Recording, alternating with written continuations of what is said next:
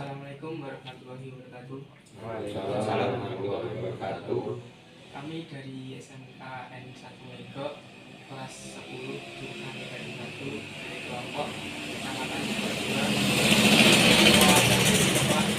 Dari salah satu yang akan kami wawancara. Sebelumnya perkenalkan nama saya Muhammad Sayana. Saya Ilham Mardianto. Saya Ivan Nurbahtiar. Saya Muhammad Khairul Razikin. Dan saya Jonathan Kurniawan. Mohon maaf mengganggu waktunya Pak. Kami izin untuk silaturahmi dan menggali informasi tentang SDN Mego 3 yang sudah berubah menjadi taman. Ya, asal pertanyaan nanti saya jawab sebisa saya sepengetahuan saya. Itu ya masalah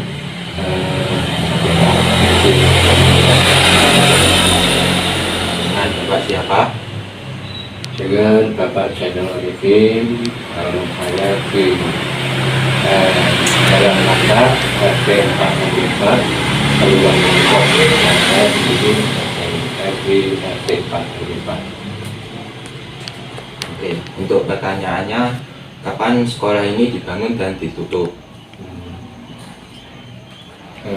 Ingat saya itu sekitar tahun 1950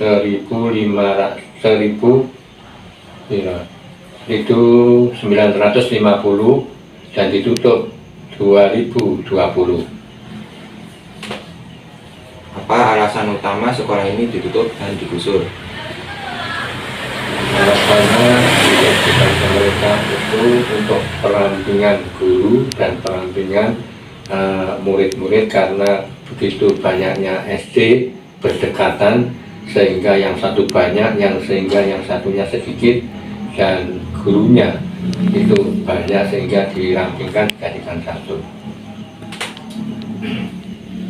Untuk pertanyaannya selanjutnya, saat sekolah ini digusur, apakah ada protes dari masyarakat sekitar? Saat digusur dari itu informasi saat digusur itu memang aturan dari pemerintah sehingga memaklumi untuk masyarakat setempat memang juga mengetahui bahwa sekolah itu berdekatan sehingga tidak menimbulkan atau itu untuk wali murid itu jauh enggak, karena biarpun ditutup tetap dekat gitu loh perjalanannya. Lalu setelah sekolah ini digusur, guru dan murid dipindahkan kemana?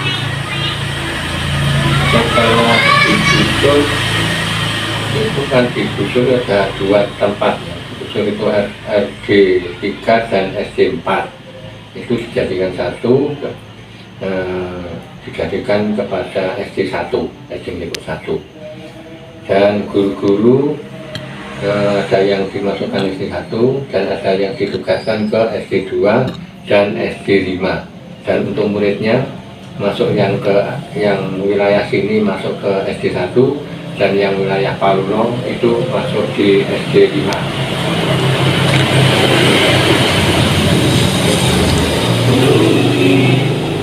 Di Mego 3 itu ada berapa ruangan? SD Mego 3 itu mempunyai sekitar 9 ruangan. Yang ke arah ke selatan utara itu 6 ruangan dan barat ke timur itu sekitar 3 ruangan dan yang di depan itu ada 1 musola. Lalu apa dampak sekolah ini bagi masyarakat sekitar? Dengan dampak sekolah digusur itu saat itu memang ya mengurangi perekonomian pemasukan dari masyarakat setempat saat itu. Terima kasih. Terima kasih Pak. Untuk pertanyaan selanjutnya, pada taman tersebut mulai kapan proses pembangunan dan selesai pada tahun berapa? Mulai proses pembangunan itu tahun 2020 dan selesai pembangunan taman sekitar tahun 2021, itu 1 tahun. Terus untuk taman tersebut apakah ada petugas kebersihannya? Kalau petugas kebersihannya sekitar 4 orang dan itu dikerjakan sip ya. Ada 1 hari dan untuk pagi dan sorenya itu sudah yang lain. Oke, terima kasih. Terima kasih. Untuk pertanyaan selanjutnya, apa manfaat taman bagi masyarakat sekitar? Untuk manfaat taman bagi masyarakat sekitar itu ada 3.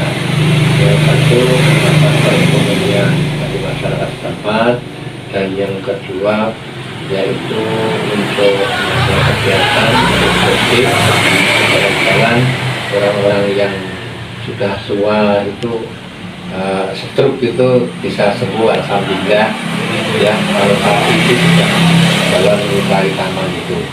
Dan yang ketiga untuk anak-anak muda, untuk refreshing, untuk cangkruan itu saat malam minggu itu ramai. Itu informasi.